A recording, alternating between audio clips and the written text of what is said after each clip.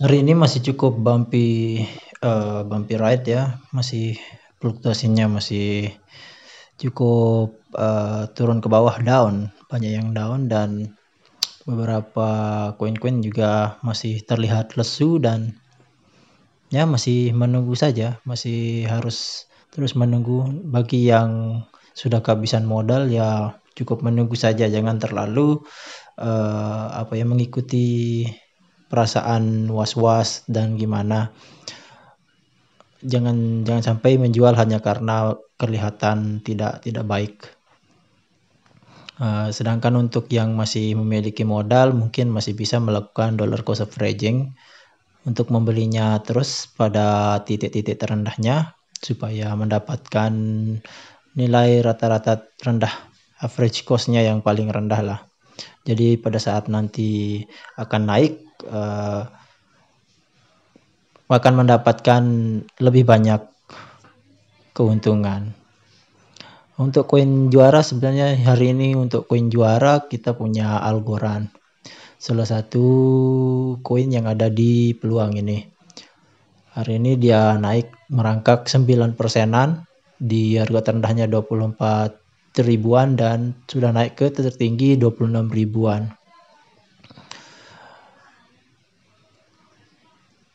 Bisa dilihat sendiri di sini, harganya terus cukup aktif pergerakannya. Mungkin pasarnya juga sedang bagus, sedang ramai.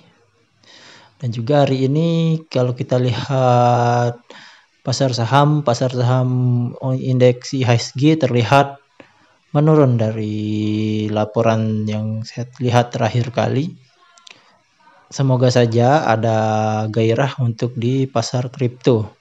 Dan perlu diketahui juga di akhir tahun seperti ini pada bulan Desember banyak orang yang melakukan window dressing, di mana mereka banyak menjual saham-saham mereka yang rugi itu untuk pasar saham. Kalau untuk kripto sendiri ya mungkin beberapa melakukannya, tapi untuk kita yang berniat untuk menaruh aset kita, mempertahankan aset kita di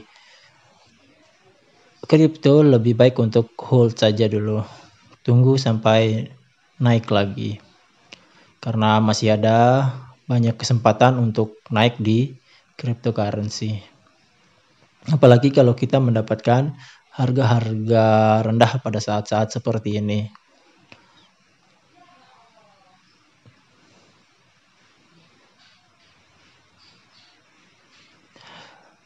Ada banyak kesalahan memang yang sering kita lakukan terutama pada momen-momen seperti ini, yaitu seperti ingin melakukan cut loss atau apa karena kita butuh sedang BU atau banyak kebutuhan yang kita butuhkan dan uang yang tersedia hanya pada cryptocurrency saja. Makanya saya sarankan agar tidak menggunakan uang yang dibutuhkan, tetapi gunakanlah uang yang benar-benar menganggur, yang tidak akan disentuh-sentuh dan tidak akan digunakan selama bertahun-tahun.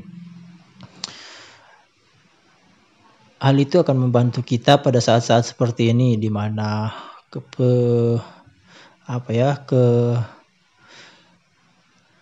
keyakinan atau kekuatan hati diuji dengan jatuhnya atau rontoknya pasar-pasar kripto seperti momen-momen seperti saat ini.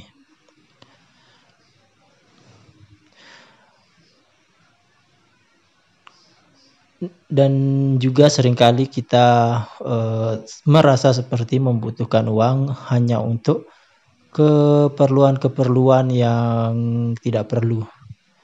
Beberapa dari kita memang memiliki gaya hidup yang berbeda-beda, dan kadang gaya hidup tersebut juga membutuhkan cost of living. Jadi hal-hal seperti itu juga perlu di-manage agar tidak membuat kita merusak plan yang sudah kita buat, yang sudah kita rencanakan agar maksimal.